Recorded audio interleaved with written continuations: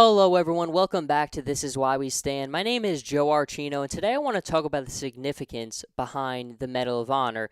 And the Medal of Honor is the United States military's highest decoration. And I think we could learn so much about life by studying the stories of the individuals who have won the Medal of Honor. Now, in 2017, it's been about 155 years since the Medal of Honor was created. On July 12, 1862, President Abraham Lincoln signed into law a measure calling for the awarding of a U.S. Army Medal of Honor in the name of Congress, quote, to such non-commissioned officers and privates as shall most distinguish themselves by their gallantry in action and other soldier-like qualities during the current insurrection, end quote. Now, the current insurrection that he refers to there is the American Civil War. So basically, from the American Civil War to the current day in 2017, about 3,515 individuals have been awarded the Medal of Honor. Each individual who has won the Medal of Honor, that's an individual story that tells us so much about resiliency, bravery, dedication, overcoming insurmountable odds, and for many of these individuals, more than half of all Medals of Honor have been awarded posthumously, which means that the individual died during the engagement that they were awarded the Medal of Honor for. It is going above and beyond the call of duty, and so many of these stories are almost unimaginable. I mean, recently the movie Hacksaw Ridge came out, very well done film. Most people know very well now the story of Desmond Doss, and stories like that are exactly what you will find when you study each and every one of these accounts of those who have won the Medal of Honor. Some of my favorite ones that I think people kind of sometimes don't overlook a little bit is the youngest Medal of Honor recipient earned his award at 11 years old, and he was granted it at 13 years old. His name was Willie Johnson. He was a drummer boy. Basically, his unit was badly beaten. They were retreating. Most of his unit had to discard their equipment, but he did not. And on the 4th of July, he was asked to play for his entire unit division. And then when President Lincoln found out about this, he recommended him for the Medal of Honor. Only one U.S. president has ever been awarded the Medal of Honor, and that is Theodore Roosevelt for his actions during the Spanish-American War. He is still the only president who has ever been awarded the Medal of Honor. And I think, of course, another one that is very interesting to look at is only one woman has ever been awarded the Medal of Honor, and her Medal of Honor was rescinded for a time because there was a period where the requirements for winning the medal have changed over the years a lot, and there was a time where she kind of was referred to as having a civilian status, even though she worked as a nurse and was the Army's first female surgeon during the American Civil War. Her award was rescinded, but then she was given it back in 1977. She, of course, was not alive at that time, but she is currently on the honor roll of those who have won the Medal of Honor. One of the other interesting things that I think about this award is there was a time where you could win the award more than once. There are 19 double recipients of the Medal of Honor. One of them is Thomas Custer, the brother of George Armstrong Custer.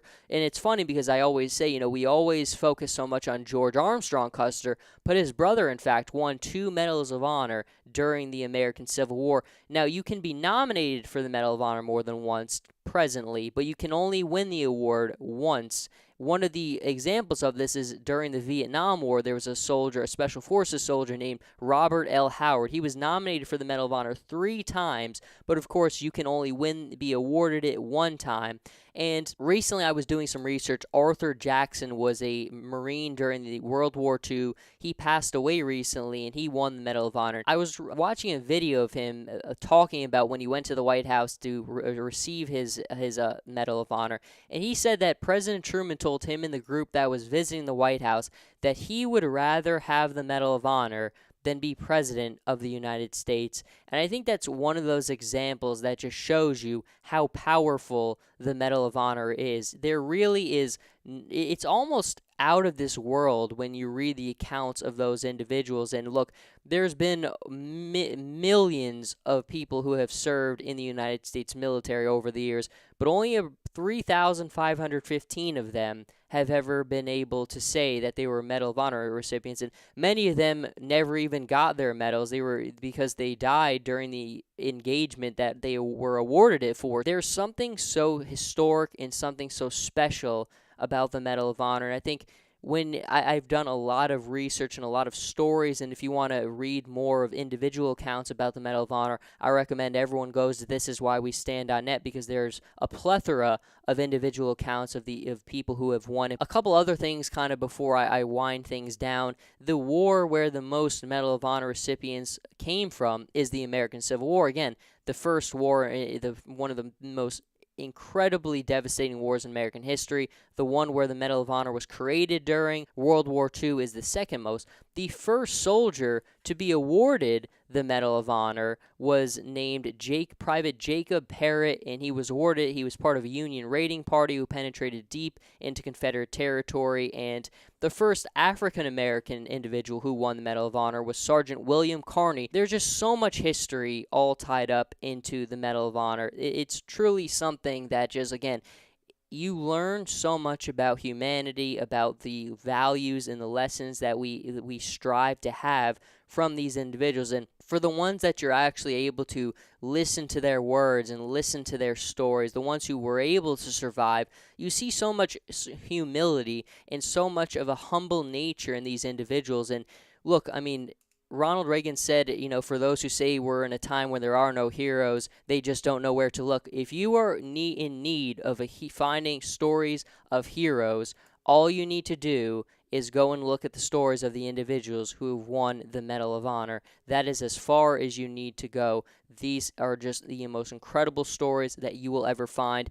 And one final note that I did want to touch on, George Washington actually established the Badge of Military Merit, which was intended for American Revolution soldiers.